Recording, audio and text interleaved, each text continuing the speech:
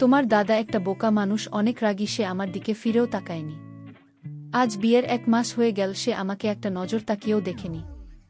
আমি আর পারব না এ বাড়িতে থাকতে, আমি এখনই চলে যাব।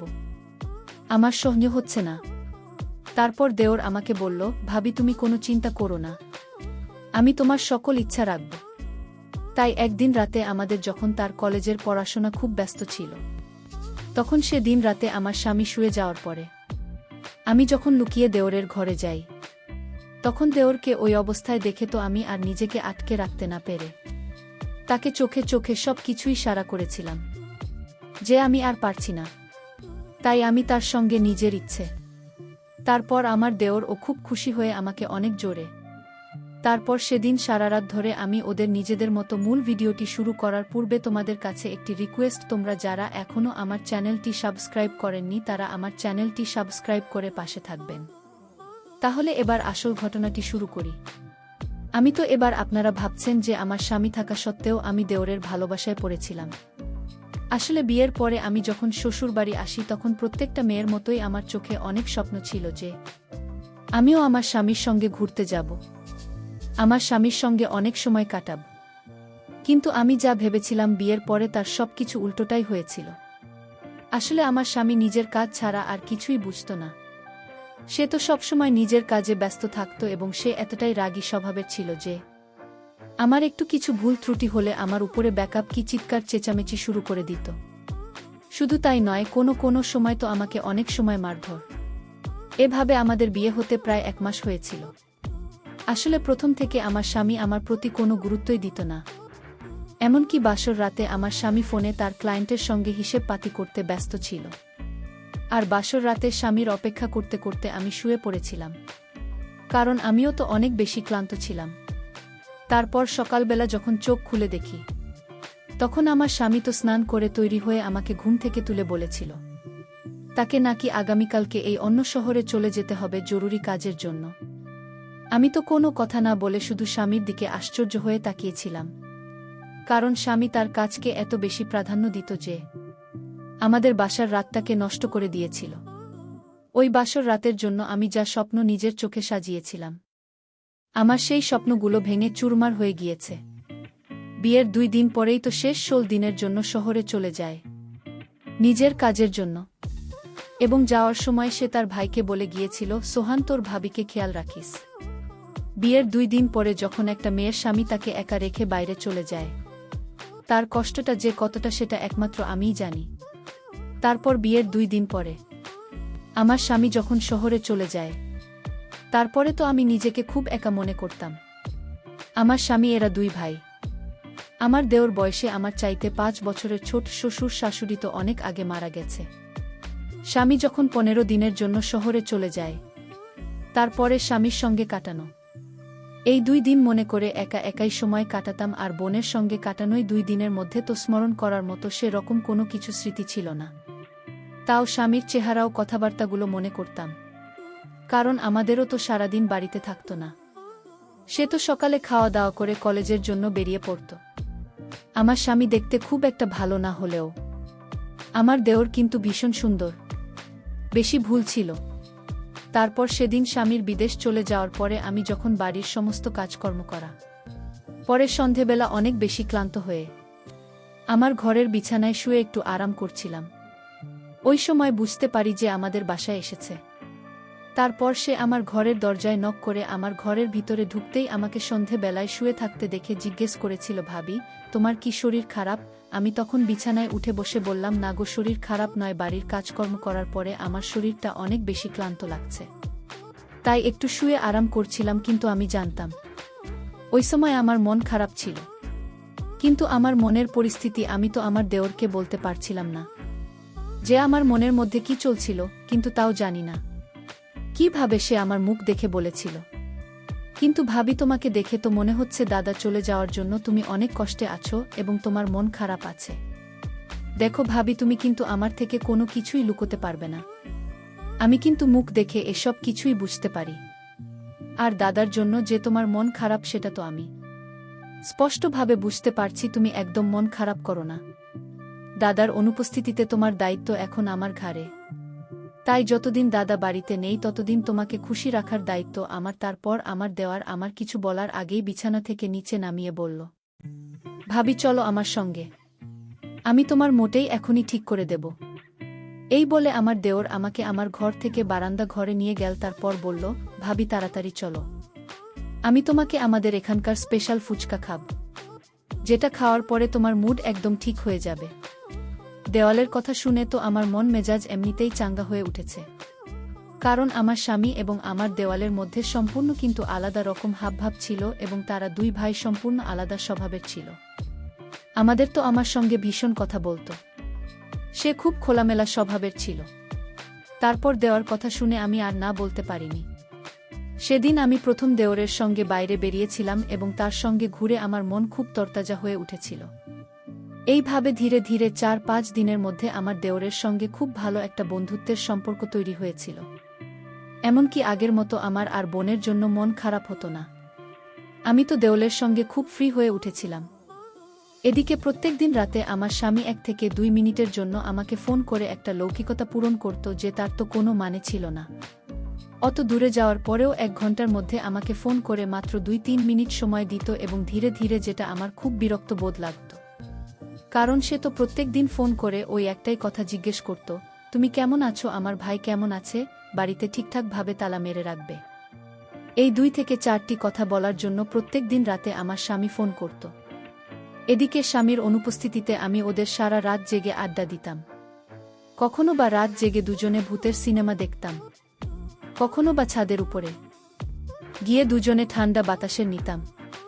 এভাবে প্রায় 1 সপ্তাহ কেটে যাওয়ার পরে সেদিন জানি না কিভাবে বাথরুমের ভিতরে স্নান করতে গিয়ে আমি পা পিছলে পড়ে গেছিলাম এবং আমি যখন চিৎকার করে উঠেছিলাম, তখন আমার চিৎকারের আওয়াজ পেয়ে আমাদের তাড়াতাড়ি আমার বাথরুমের সামনে এসে দাঁড়িয়ে আমাকে জিজ্ঞেস করি, ভাবি কি হয়েছে, তুমি ঠিক আছে তো?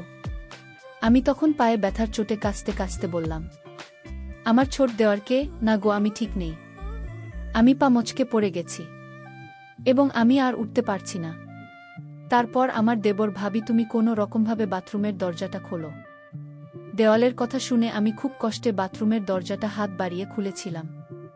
ওই সময় আমি একটা লাল রঙের পরে স্নান এবং আমি যেহেতু স্নান করতে করতে পা পিছলে পড়ে গেছিলাম, তাই আমার পুরো শরীরটা ভিজে ছিল। ওই সময় আমার দেওয়া আমার দিকে কিন্তু এক দৃষ্টিতে তাকিয়েছিল, আর ওদিকে পায়ে ব্যথা নিয়ে আমি কান্নাকাটি করছিলাম। তারপর আমার যখন উঠে দাঁড়ানোর ক্ষমতাটুকুও ছিল না, তখন আমার দেওর বাধ্য হয়ে আমাকে ধরে আমার ঘরের বিছানায় বসে আমাকে গামছা ও আমার পরনের পোশাক আমার পাশে রেখে দিয়ে বলেছি, ভাবি আমি ঘরের বাইরে যাচ্ছি, তুমি পরিবর্তন করে নাও, নইলে তোমাকে ঠান্ডা লেগে যাবে। সেদিন আমার কাছে এক অন্যরকম অনুভূতির সৃষ্টি হয়েছিল, একটা অন্যরকম আবেগ ও আনন্দ জেগে উঠেছিল। সেদিন আমার দেওর এরকম আচরণ দেখে আমার ভীষণ ভালো লেগেছিল এবং আমি দেওরকে নিয়ে মনে মনে অনেক রকম স্বপ্ন দেখতে শুরু করেছিলাম, কারণ আমি তো মনে মনে তাকে ভালোবাসতে শুরু করেছিলাম। তারপর ধীরে ধীরে যত দিন যায় আমার কিন্তু ততই দেখে ভালো লাগতে শুরু হয়। আমি তার পছন্দের খাবার দাবারও তার সব কিছুরই খেয়াল রাখতাম। এমনকি সেদিন যখন আমার পা মচকে গিয়েছিল, তখন আমার পায়ে কিন্তু ভীষণ ব্যথা ছিল। তাই দেওর বলল, ভাবি আমি কিন্তু একজন ছোটখাটো ডাক্তার, ভাবি তুমি একদম চিন্তা করো না, তোমার সব ব্যথা বেদনা আমি দূর করে দেব। এই বলে সে আমার পায়ে ম্যাসাজ করে দিচ্ছিল। আমার পায়ে যখন মালিশ করতে শুরু করল, তখন কিন্তু আমার ভীষণ আরাম লাগছিল এবং আমার পায়ের ব্যথা কমে গেল। আমি কিন্তু দেওয়ার জন্য সেজেগুজে তৈরি হয়ে থাকতাম এবং বাহানা খুঁজতাম যে আমার দেওরের কাছে যাওয়ার জন্য, কারণ বিয়ের পরে যে যত্ন আমার স্বামীর কাছ থেকে পাওয়া উচিত ছিল, সেটা তো আমি দেওরের কাছে পেয়েছিলাম। তাই আমি দেওরকে মন থেকে ভালোবেসে ফেলেছিলাম এবং সে দিনের পর থেকে আমি পায়ে ব্যথা বাহানা করে প্রত্যেক দিন তার সামনে ন্যাকা কান্না করতাম এবং সে আমার কান্না দেখে বলল, ভাবি তুমি চিন্তা করো না, আমি এখনই পায়ে মালিশ করে দিচ্ছি। আর আমি সেটা মন থেকে অনুভব করতাম। ওদিকে পরের দিন কেটে যাওয়ার পরে যখন আমার স্বামী বাড়ি ফিরে আসে, তখন তার আসল চেহারা আমার সামনে ফুটে ওঠে। কারণ একটা মানুষকে কিন্তু 2 দিনের মধ্যে কখনোই চিনতে পারা যায় না, যতক্ষণ না সেই মানুষটার সঙ্গে সারাদিন কাটানো হয়।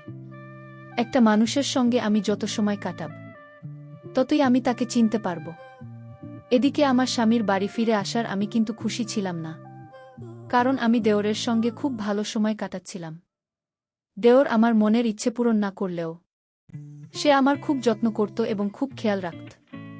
কিন্তু আমি এটা জানতাম না যে দেওরের মনে আমার প্রতি কী ছিল। আদৌ কি সে আমাকে মনে মনে ভালোবাসত, নাকি সে আমাকে নিজের দাদার বউ মনে করে শুধু আমার যত্ন করত। আমি তো কিছুই বুঝতে পারছিলাম না যে দেওয়ালের মনের মধ্যে আমার প্রতি কী ছিল, সে কেন এত আমার যত্ন করত, খেয়াল রাখতে। এদিকে আমার স্বামী বাড়ি ফিরে আবার সেই আগের মতোই নিজের ব্যবসার কাজে ব্যস্ত হয়ে পড়েছিল। এমন নয় যে সে আমাকে রাতের বেলা একটু, আমিও একটা মানুষ ছিলাম, আমার একটা ইচ্ছে বলে কিছু ছিল। আমি স্বামীর কাছে যেতেই সে আমার উপর চিৎকার করে বলতো, তোমার কি আর কোনো কাজকর্ম নেই? তুমি দেখতে পাচ্ছ না আমি অফিসের খুব একটা জরুরি কাজে ব্যস্ত আছি? যাও গিয়ে চুপচাপ শুয়ে পড়ো। আমার স্বামী তো আমার দিকে কোনো গুরুত্বই দিত না। তারপর সেদিন আমি যখন স্বামীর কথায় অনেক বেশি কষ্ট পেয়ে মন খারাপ করে রাগ করে রুম থেকে বেরিয়ে ছাদের উপরে গিয়ে চুপচাপ বসেছিলাম আর স্বামীর কথাগুলো মনে করে কাঁদছিলাম, ঠিক ওই সময় আমার দেওর ও ছাদের উপরে আমার কাছে এসে হাজির হয়েছিল এবং আমার চোখের জল দেখে আমার ধরে আমার চোখের দিকে তাকিয়ে আমার চোখের জল মুছে জিজ্ঞেস করল, বৌদি তুমি এত রাতে ছাদে কি করছো? আর তুমি কাঁদছ কেন? এতদিন পরে দাদা বাড়ি ফিরে এসেছে, তাই তোমাকে তো আজ রাতে দাদার সঙ্গে সময় কাটানো উচিত ছিল।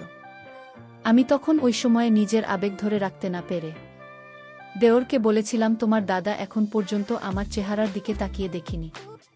আমি একটা মানুষ, আমার ইচ্ছে বলে কিছু আছে।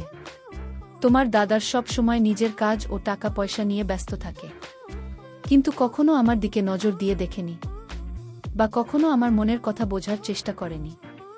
এবার তুমি বল আমি কি করব? আমি কিন্তু তখনও আমার দেওরকে এটা বলার সাহস করতে পারেনি যে আমি তাকে মনে মনে ভালোবেসে ফেলেছি।